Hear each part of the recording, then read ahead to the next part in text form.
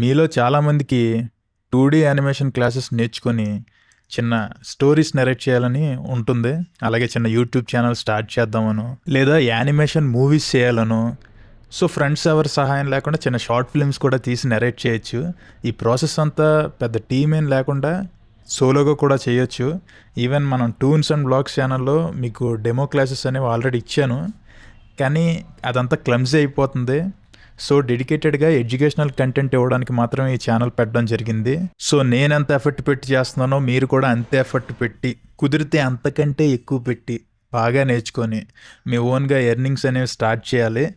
And ఇవే educational కంటెంట్ని మార్కెట్లో చాలామంది సేల్ చేస్తున్నారు, కానీ మనం అలాగేం చేయకుండా ఎఫర్ట్ చేయలేని వాళ్ళు కూడా ఉంటారు. కాబట్టి వాళ్ళందరికీ మనం ఫ్రీగా ఇద్దాము. ఫ్రీగా వచ్చింది కాబట్టి మీరు తక్కువగా చూడకుండా బాగా నేర్చుకోండి. బై ద వే, నేను మీ ఇన్స్ట్రక్టర్. నా పేరు పరంజోషి మాంతి.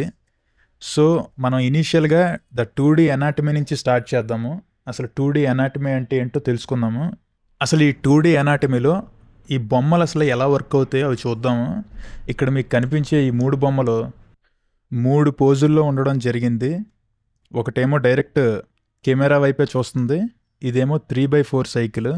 అంటే టోటల్ సైడ్ వాక్ కాదు, అలాగని చెప్పి టోటల్ కెమెరా వైపు కూడా లేదు. ఇది చాలా ఇంపార్టెంట్ 3x4 సైకిల్ అనేది. ఇది సైడ్ వాక్. అండ్ ఇంకొకటి వచ్చేసి, ఇప్పుడు కెమెరా వైపు ఫేసింగ్ పెట్టి ఇతను ఎలా ఉన్నాడో సేమ్ అదే యాంగిల్లో అటువైపు తిరిగి బ్యాక్ ఫేసింగ్లో కూడా సేమ్ ఇలాంటిది ఒకటి ఉంటుంది పోజు. ఈ 4 పోజుల మీదే పూర్తిగా యానిమేషన్ అనేది డిపెండ్ అయి ఉంటుంది. సో స్టోరీని నెరేట్ చేసినప్పుడు ఇదే కాకుండా కూర్చున్నట్టు, పడుకున్నట్టు ఇలాంటివి గెస్చర్స్ కూడా ఉంటాయి కదా. ఇవన్నీ మనం ఈ సిరీస్లో నేర్చుకుందాము. సో ఇనీషియల్గా 2D అనాటమీలో ఒక బొమ్మని ఎన్ని లేయర్లో గీస్తారో అది చూద్దాము. సో దీనికి బ్లాంక్ స్క్రీన్ తీసుకుందాము. ఇదంతా క్లమ్జీ అయిపోయింది కదా. నేను ఆల్రెడీ పెట్టుకున్నాను, ఇంటర్ఫేస్ కూడా మీకు నేర్పిస్తాను. సెకండ్ క్లాస్లో ఇంటర్ఫేస్ చూద్దాము. సో ఇనీషియల్గా అసలు ఒక 2D అనాటమీ బొమ్మల గురించి మాత్రమే చూద్దాము. ఇక్కడ వచ్చేసి ఈ చిట్నాడ్ బొమ్మ కెమెరా ఫేసింగ్లో ఉంది. సో ఇది ఎన్ని గ్రూపులుగా వాళ్ళు డ్రా చేస్తారన్నది మనం చూద్దాము. సో దీంట్లో 2 టైప్స్ ఉంటాయి. ఒకటేమో రిగ్గింగ్ చేసి యానిమేట్ చేయడం, ఇంకోటి ఫ్రేమ్ బై ఫ్రేమ్ యానిమేట్ చేయడం. మన cartoon network, Tom and Jerry ఇవన్నీ ట్రెడిషనల్ యానిమేషన్ కిందకే వస్తాయి. So frame by frame animation అంటే ఏంటి, రిగ్గింగ్ యానిమేషన్ అంటే ఏంటి, అది ఇప్పుడు చూద్దాము. So frame by frame animation అంటే ఇక్కడ మీకు కింద ఫ్రేమ్స్ కనిపిస్తున్నాయి కదా, ఈ ప్రతి ఫ్రేము బొమ్మని డ్రా చేయడం. ఇంకా రిగ్గింగ్ యానిమేషన్ అంటే ఈ బొమ్మని మనం ఆల్రెడీ సింబల్ కింద క్రియేట్ చేసుకున్నాం కాబట్టి దీన్ని ఎక్కడి వరకు కావాలో అక్కడ వరకు ఫ్రేమ్స్ అనేది ఇచ్చేసి దీనికి ఆర్మేచర్ అనేది ఒకటి చిన్నది క్రియేట్ చేసి రిగ్ చేసేసుకోవడం. ఇది చాలా సింపుల్ ప్రాసెస్. అది సింపుల్ అంటే ట్రెడిషనల్ డ్రాయింగ్ మీద సింపుల్ అనమాట. సో ఇప్పుడు మనం ఆ విధంగానే యానిమేషన్ అనేది చేయబోతున్నాము.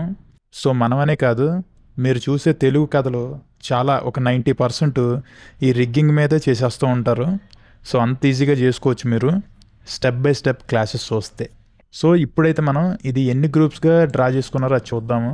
మరి బొమ్మ అంటే ఎన్ని గ్రూప్స్లో డ్రా చేయాలి అది కూడా తెలుసుకోవాలి కదా. ఇక్కడైతే మనకి ఒక సింబల్లో కనిపిస్తుంది, కానీ దీన్ని డబుల్ క్లిక్ చేస్తే దీంట్లో చాలా గ్రూప్స్ ఉన్నాయి. ఈ కాళ్ళు 2 ఒక గ్రూపు, ఈ పొట్ట వచ్చేసి ఒక group, left hand right hand ఒక గ్రూపు, ఇంక ఈ హెడ్ అంతా కలిపి ఒక గ్రూపు, మళ్ళీ ఈ హెడ్లో కూడా కళ్ళు ఒక గ్రూపు. సో జూమ్ చేస్తున్నా. కళ్ళు అంటే యానిమేట్ చేసుకోవడానికి ఈజీగా. సో కళ్ళని ఈ విధంగా డ్రా చేసుకున్నారు. దీన్ని టైమింగ్ని బట్టి మనం యానిమేట్ చేసుకోవడానికి ఈజీగా ఉంటుంది. ఏ లేయర్కి ఆ లేయర్ డ్రా చేసుకొని సింబల్స్గా చేసుకుంటే ఇంకా ప్రిసైజ్గా అంటే బాగా యానిమేట్ చేయొచ్చు అనమాట. సో మొత్తానికి మనకి స్క్రీన్ మీద కనిపించే ప్రతి పోజ్ని మనం డ్రా చేయాల్సి ఉంటుంది. ప్రతి క్యారెక్టర్ని, ఇప్పుడు ఈ క్యారెక్టర్ని మనం ఒక స్టోరీలో నెరేట్ చేయాలంటే ఈ క్యారెక్టర్ ఫ్రంట్ ఫేసింగ్, 3x4, ఈ సైడ్ వాక్, అలాగే ఇదే యాంగిల్లో బ్యాక్ పోజ్ ఒకటి ఉంటుంది అది. ఇవే కాకుండా చిన్న గెస్చర్స్, కూర్చున్నప్పుడు, పడుకున్నప్పుడు, అకార్డింగ్ టు స్టోరీని బట్టి ప్రతి బొమ్మని మనం డ్రా చేయాల్సి ఉంటుంది. ఏదైనా కథ స్టార్టింగ్ మనం స్టోరీ రాసుకున్నప్పుడు ఈ యానిమేషన్ అనేది నెక్స్ట్ వాయిస్ ఓవర్ సెషన్ నుంచి స్టార్ట్ అవుతుంది. ఈ పూర్తి స్టోరీకి ఒక వాయిస్ ఓవర్స్ అనేవి ముందుగానే ఇచ్చేస్తాం. అలాగే వాయిస్ ఓవర్స్ ఇచ్చేసిన తర్వాత ఆ కథ రాసుకున్నప్పుడు అందులో ఎన్ని క్యారెక్టర్స్ ఉన్నాయి, ఆ క్యారెక్టర్స్ జెస్చర్స్ ఏంటో కూడా అక్కడే మనకి డిసైడ్ అవుతుంది అనమాట. ఆ తర్వాత కథలో ఇదే ఇప్పుడు ఈ క్యారెక్టర్ ఉంది ఫర్ సపోజ్, ఇందాక నుంచి మనోని చూపుతున్నాం, ఇప్పుడు ఏం చూపుతుంది ఈ క్యారెక్టర్, ఆ జెస్చర్స్ అనేవి ఆ స్టోరీని బట్టి ఉంటాయి. ఇప్పుడు ఇతను కూర్చోవడం, పడుకోవడం, ఇంకా అటు ఇటు తిరగడం, అంటే స్టోరీలో అతను ఎన్ని విధాలుగా యాక్షన్ చేయాల్సి వస్తుందో అన్ని విధాలుగా మనం ముందుగా అతని క్యారెక్టర్ అనేది డిజైన్ చేసి ఆ సింబల్స్ అనేవి మనం క్రియేట్ చేసుకుంటాం. క్రియేట్ చేసుకున్న తర్వాత అక్కడి నుంచి యాక్షన్ చేయించడం అన్నది నెక్స్ట్ పార్ట్. అసలు 2D అంటే ఏంటి, 3D అంటే ఏంటి? 3D అంటే ఇంకా డెప్త్ ఉంటుంది అనమాట. మొన్న వచ్చిన మహావతార్ నరసింహ అనేది 3D, అందులో డెప్త్ ఉంటుంది. రియల్ వరల్డ్, మనం ఇప్పుడున్న మనుషులు సినిమా తీస్తే ఆ రియల్ వరల్డ్ మనం ఎలా ఫీల్ అవుతున్నామో ఆ 3D కూడా అలాగే ఫీల్ అవుతాం. కాకపోతే ఈ 2D అనేది ఒక నాస్టాలజిక్ మూమెంట్ అనమాట. ఈ డోరేమాను, ఈ షించాను, కిత్రెత్సు, మీకు కూడా ఇలాంటి షోల్లో మీకు ఏది ఇష్టమో 2Dలో అది కూడా కామెంట్ చేయండి కింద. ఇలాంటి షోలన్నీ 2D వరల్డ్ అనమాట. ఈ 2D వరల్డ్ అనేది చాలా ఇంపాక్ట్ ఇస్తుంది. ఎంత ఇంపాక్ట్ అంటే ఫర్ ఎగ్జాంపుల్ డోరేమాని తీసుకుంటే అదొక పెద్ద వరల్డ్ అనమాట.